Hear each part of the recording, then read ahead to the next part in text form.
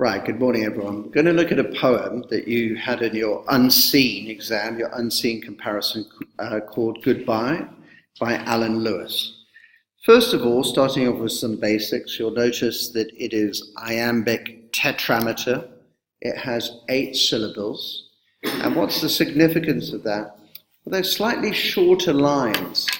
And together with the use of a lot of susurras, you'll notice over here, and informality, I think it gives a sense of resignation, of sadness, of slowness, and the poem is very much in a conversational tone. And it begins, at least, as I would say, deliberately unpoetic, prosaic, and colloquial. So we must say goodbye, my darling, and go as lovers go forever. It's a real sense of pathos, isn't it? Now we know that, as many of you recognize, that it's a war poem, and the only date that we're really given that's of great significance is that Alan Lewis died in 1944. Ella and I were talking about this a moment ago, about we don't know definitely what happened, but of course that's a real clue, and one of the few clues that we get in Unseen. So if we're looking for some kind of sense of implicit context, I think it's not too much to suggest that it looks as though the poet died in this particular war. And therefore, this poem then has added pathos, because we understand that it is truly a goodbye. You know, it is a kind of valedictory poem, isn't it? Almost as though the poet is looking into the future. Tonight remains to pack and fix on labels and make an end of lying down together. This is quite interesting, isn't it? Lying down together being a euphemism. But I'm going to suggest later in the poem, in a very kind of reserved English way, the poem is actually about sexual bliss with somebody, erotic bliss. And that is couched in very quiet terms, probably because another term that I would use here for tone is it's extremely solemn. I put a final shilling in the gas and watch you slip your dress below your knees and lie so still I hear your rustling comb modulate the autumn in the trees. Now this is not really presented as a particularly erotic moment as she takes her clothes off. It's not a kind of carpe diem poem. It's not a John Donne poem in which the mistress's beauties and charms are revealed. It's done in a very quiet, domestic way. And I think that actually, once again, increases the pathos, because there is a kind of sadness between them, isn't there? Knowing that this is potentially their last beating. And you'll see the little prosaic details like a final shilling in the gas. These are not wealthy people, are they? They're people who have to think of their money very, very carefully. And this is almost a luxury. And you'll notice this sense of tremendous quietness, which is why I say that there's almost a kind of mass-like solemnity to it, almost like a religious service. But as she combs her hair, he says, she modulates the autumn in the trees. There's a small kind of hint here of the epicness of the scene, because it moves from the domestic, the interior, this bland room, to her almost controlling nature, etc. So I'm thinking one of the devices the poet uses to give the scene a lot of significance is this epic frame in this particular sense. And that enhances the tone of reverence that occurs in the poem. And all the countless things I shall remember lay mummy cloths of silence around my head. This is one of the few times that it is overtly poetic. He says mummy cloths of silence around my head. It's a beautiful image, actually, using synesthesia. Here he's presenting silence as being like cloths around his head. And that doesn't make it sound like a kind of comfortable silence, does it? Together with the fact that they are mummy cloths. So if you were looking for a moment of deep AO2 analysis, remember I talk about quotations which are productive, that you can use to generate a great deal of evidence, this would be such a one. For a start, it's a compound noun phrase, isn't it? Mummy cloth with a hyphen there. Lengthens and elongates the phrase. The association of a mummy with an Egyptian mummy is clearly a reference to death, isn't it? And to mortality. And again, it emphasizes the key thing that I think of when I think of this poem is this kind of silence, this quietness, this calm that comes from a recognition that they're parting. Now we know that our poem, and the focus for our poem is on parting. So in this particular stage, there's a kind of sacredness to this parting, isn't there? A kind of silence and reverence as they feel and look at each other, knowing that this parting is about to occur. Now this is going to contrast a huge amount, isn't it, with our cavalier poem. And I think cavalier is a good word, because when we talk about someone being cavalier, we're meaning not really caring that much. It's usually used as a pejorative to say it's a very cavalier approach. It means it's not given sufficient reverence. Now that's something that cannot be applied to this particular poem, is it? Because if there's one thing about it, we understand that this is a sacred parting, an epic parting, isn't it? I fill the carafe with a drink of water. We say, we paid a guinea for this bed. Again, we're reminded that money is tied here, and that this lovemaking that they're going to do before they go away is absolutely sacred and important to him. Now think of the tone in the poem that we're going to look at next, and you will see that there's no such tone whatsoever. And then we'll leave some gas, a little warmth for the next resident, and these dried flowers. Well, if you're looking for pathos, this is a real tearjerker, isn't it? Even in this moment of parting, they're thinking about the next people who will be there, and that they'll leave them some warmth and some gas. So I think it's in war, and when we think about the dark side of war, the destruction, the anti-humanity side of it, if that's our contextual frame, we think here of the unselfishness. Some of you have been using the term agape, and I'm going to pause to use agape now because you've been using it incorrectly. Agape is the love of humanity, not the love of a sexual partner. It's the love of humanity in general. It doesn't have romantic associations. It's about more of what we could call something like humanism today. Kindness towards humanity. So, I mean, that bit is agape. Yes, that would be the agape, where you're showing consideration and a kind of, I'm going to use the term love here for your fellow man. And that, I think, is particularly a moment of pathos given the war and what is happening, the fact that Europe is destroying itself, the fact that the concentration camps are operating. We're reminded of the simple goodness of ordinary people, aren't we? And turn your face away, afraid to speak. Again.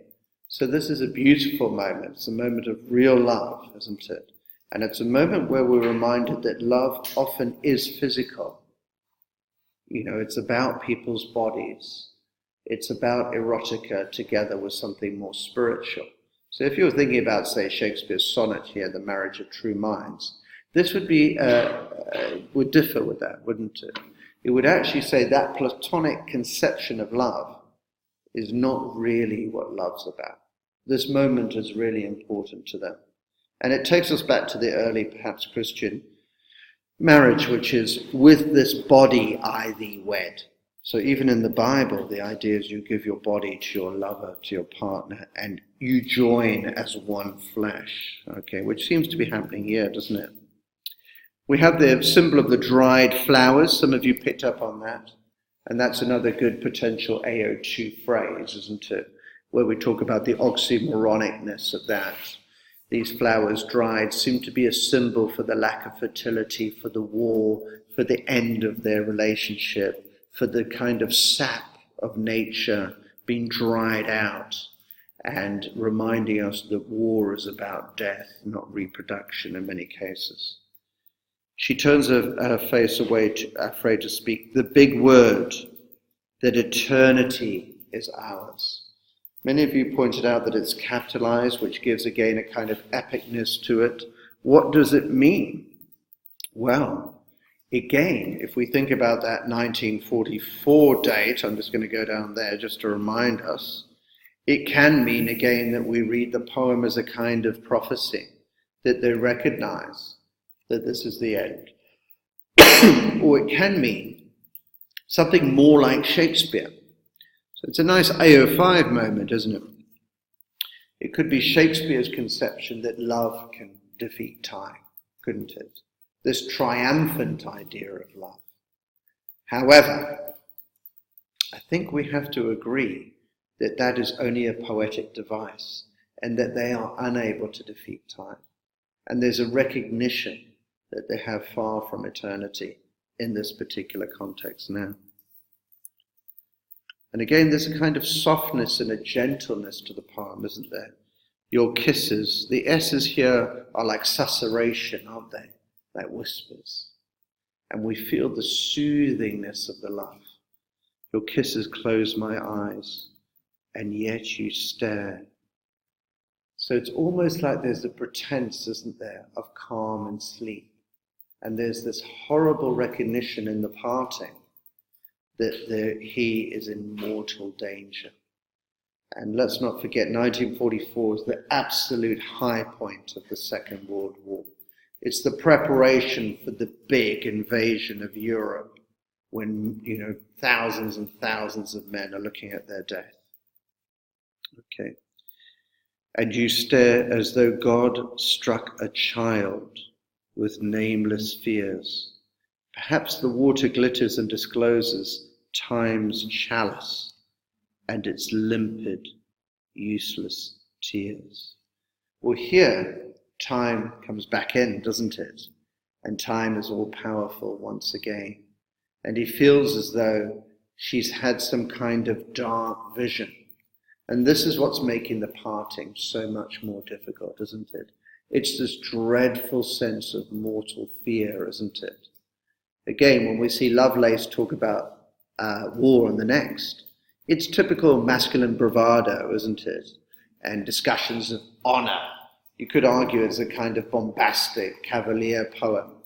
This one has no kind of masculine sense of the joy and the adventure of war. It's a silent, solemn idea of going to war.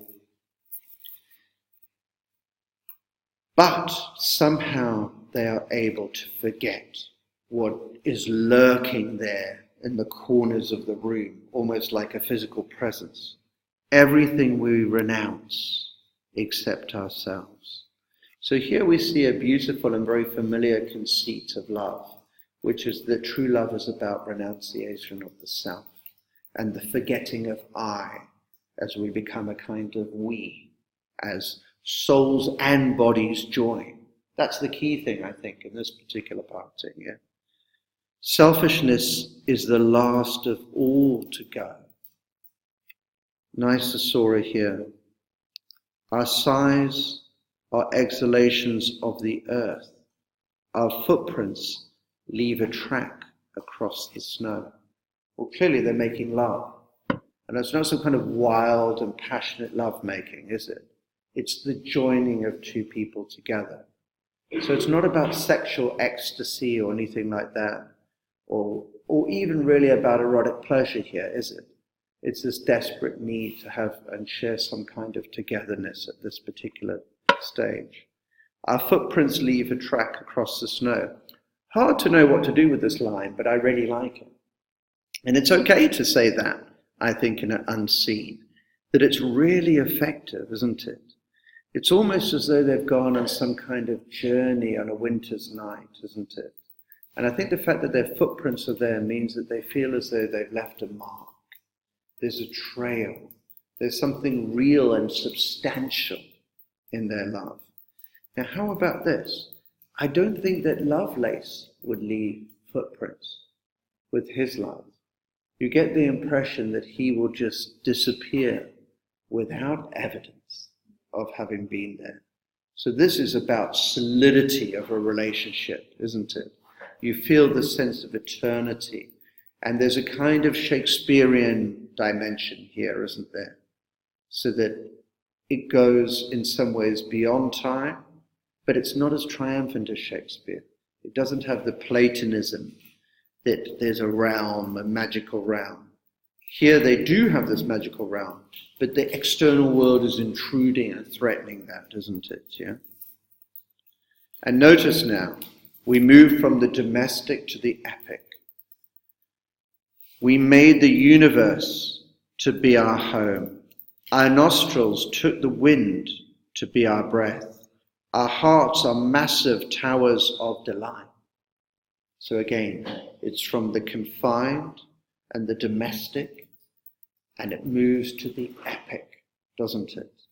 And it's kind of interesting and quite characteristic of modern poetry, Ella, that the domestic and the ordinary is made to have great significance. That's a feature of 20th century literature. You wouldn't find that in Shakespeare, you wouldn't find that in classical literature, etc. Epic things are from great people. But an aspect of 20th century literature is finding beauty in the ordinary. There's a very famous English philosopher called T.E. Home, who says finding beauty in small, dry things. And this is kind of naturalism. It's what you guys would find in A Streetcar Named Desire, isn't it?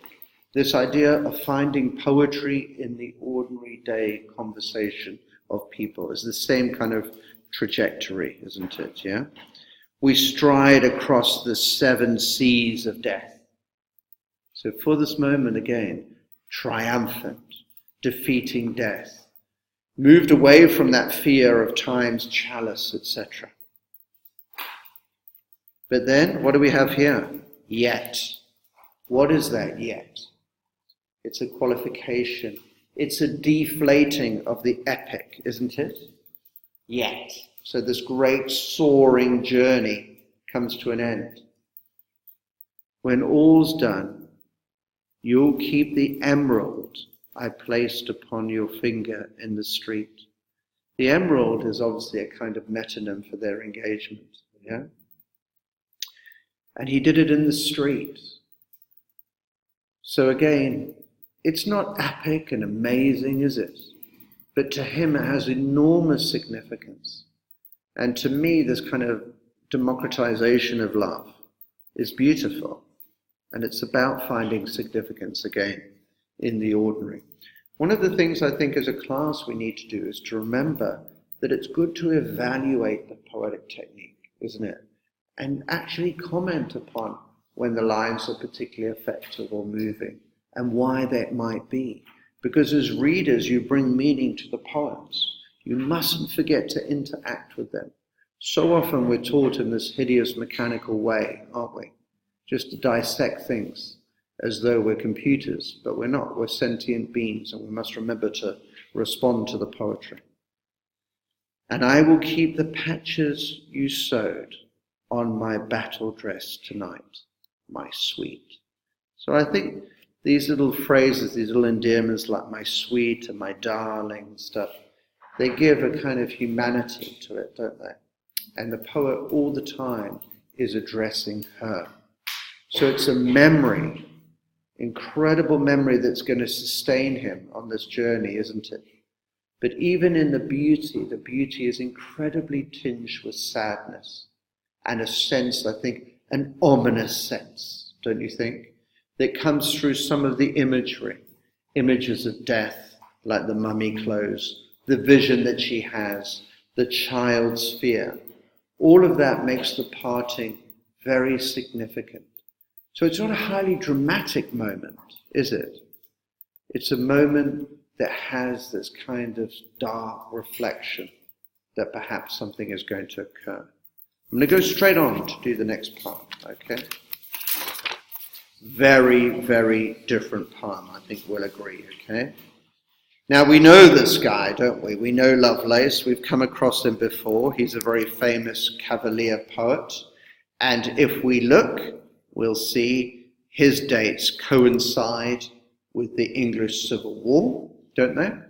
You don't need to know that much about him, do you? But you do need to know he was a Cavalier poet. And I think you should know enough to recognize that based on our work from the anthology, okay? So to Lucasta, going to the wars. So most of you recognize straight away we have to join the poems and the parting. We have to say that both partings are about the war. But the tone of them is incredibly different, isn't it? On the one hand, we saw this reluctance and this sadness and the heartbreakingness of one parting. And the fact that it seems to be what we could call some kind of idea of true love, don't you feel? There's a kind of lightness in this poem which suggests that the parting isn't really difficult enough to suggest that this is a kind of heartfelt love.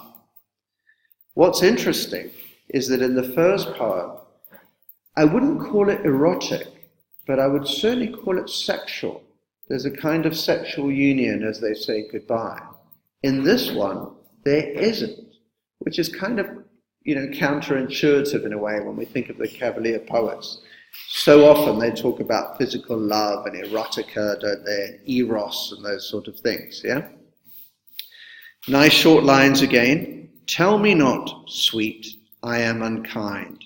Very typical, don't we think, of the Cavalier Carpe Diem poem. It's usually a man speaking to an unvoiced woman. And it's a command, it's an imperative here. Tell me not. Now that's an interesting little change of tone, because sweet is in parenthesis, which suggests that it's almost like an afterthought to use this endearment. Now compare that to my sweet, which ends the last poem, and I think you have an incredibly different tone. One seems to me to be a heartfelt endearment, a word of real love. And the other seems to be placating, stroking, patting, my sweet, almost like some kind of afterthought, don't you think? I am unkind. That from the nunnery of thy chaste breast and quiet mind, to war and arms I fly. Well, I want to AO5 this right away, okay? And I don't know this poem. And in some ways, that can be a great advantage in Unseen. Because some of you talked about this erotic nature stuff, but he's calling her breast a nunnery. Now that doesn't sound as though it's a kind of hot, sensual breast where he's had lots of sexual joy at all, does it? It suggests quite the opposite, don't you feel? That actually, don't you feel as though what's implicit there is she's not sexual enough? And maybe that there's too much honor? Might this not be more like to his coy mistress, almost a complaint of coyness? What do you think? That could be one way of reading it. Another way of reading it could be, of course, that he's praising her virtue. But I feel like the former is probably a more interesting one, isn't it? And her quiet mind. Well, what he's certainly saying there is, and one thing the poems share, is that the relationships are about quietness and equanimity and calm. But whereas the war is juxtaposed with this relationship here, notice the shorter line, to war and arms I fly. The ultimate line in the stanza there quickens in pace, does it not? And doesn't it actually lend itself to an idea that this is a more exciting and energetic life? What do you think? And so this bit over here doesn't seem to be all reverence and beauty and quietness and calm in the way that goodbye is. Yes, we're done. true, again, quite conversational, and we know that within a lot of Cavalier poetry. It wants to give a sense of a speaking voice. A new mistress now I chase. Very much Cavalier, isn't it? Because he's representing war as conquest. Now we know a conceit that runs through so much Cavalier and metaphysical poetry is the idea that love and sex is a hunt or a conquest, isn't it? So like all conceits, he's conflating two different things, isn't he? He's taking love and he's saying it is actually a form of battle. Now that's interesting, isn't it? Because that in itself characterizes love as very different from goodbye, in which love is seen, again, more like Sonnet 116, don't you think? Of a kind of harmonious bonding of people, a coming together of people. This is representing love in terms of a power dynamic, isn't it? In which man is the conqueror, isn't he? And the woman is the prey or the quarry. Now you're familiar with that because we've seen that conceit in other poems, haven't we? The first foe in the field. We have these fricatives here. Now it's interesting that war here is being presented as an adversary, isn't it, yeah? Like someone to fight, an antagonist, don't you think? Whereas war looms in goodbye, don't you think, in that parting? There is no sense of excitement, impending excitement. War is not read within that masculine paradigm, don't you think, of it being a man's duty or some kind of honorable pursuit, etc. Here we feel a lot of bravado. And this is where you could use a little bit of your contextual knowledge and talk about this kind of Cavalier thing, which is about ultra-masculinity, isn't it, in all things. It's about mastery, isn't it, yeah? And a stronger faith, embrace. So it's interesting, isn't it, that sex and battle, again, are being represented and conflated. Notice here a sword, a horse, a shield. The asyndetic listing here is about kind of, again, this idea of preparation, this excitement. So this has to be contrasted in terms of the parting, doesn't it? Okay. In fact, when he speaks of war, it's with greater praise, far greater praise, than it is, when he speaks of her. So the parting doesn't feel difficult, does it? It actually feels like, hey, I've finished with you now, and I've got this other thing, and it's another conquest. You are conquered, and now I move on.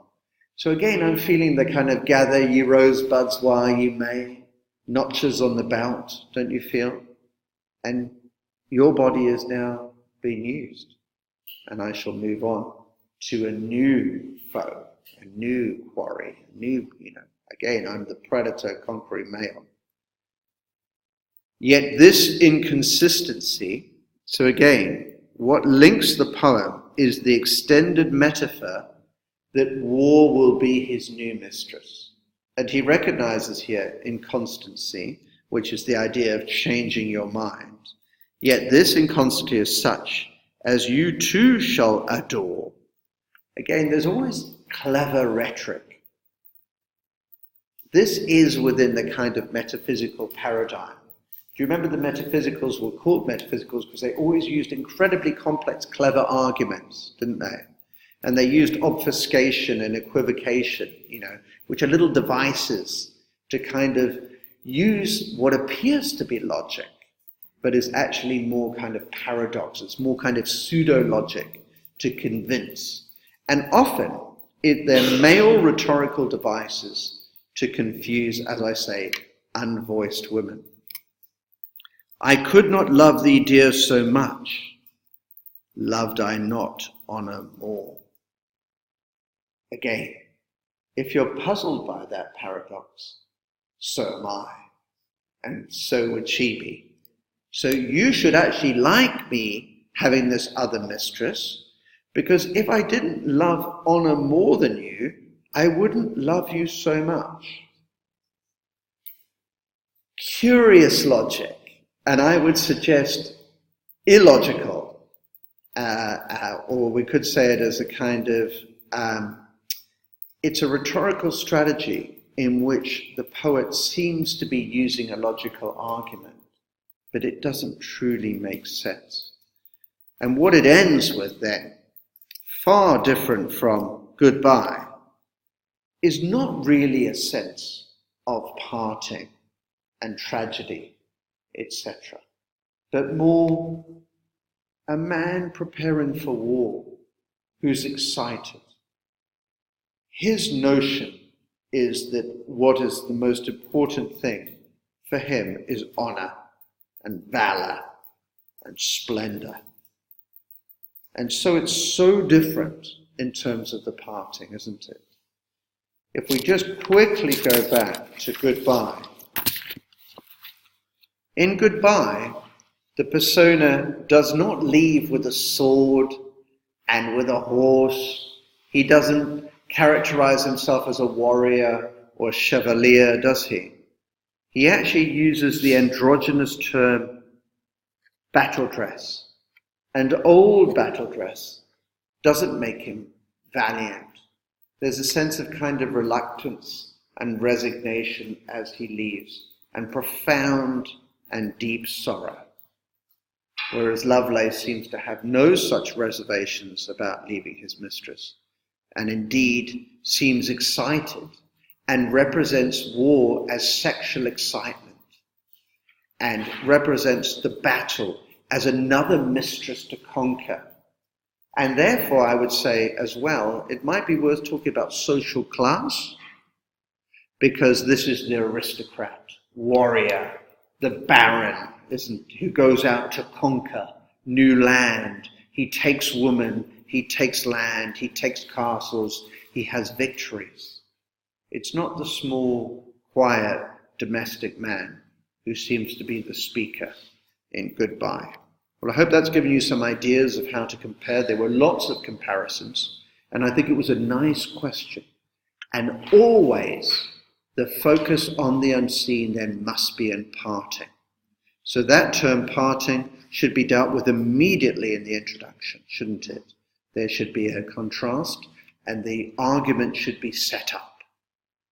And that you should return to that in conclusion, and it should be woven throughout the answer, all of the time, coming back, ensuring that the AO1 is sharply focused on the question. Thank you.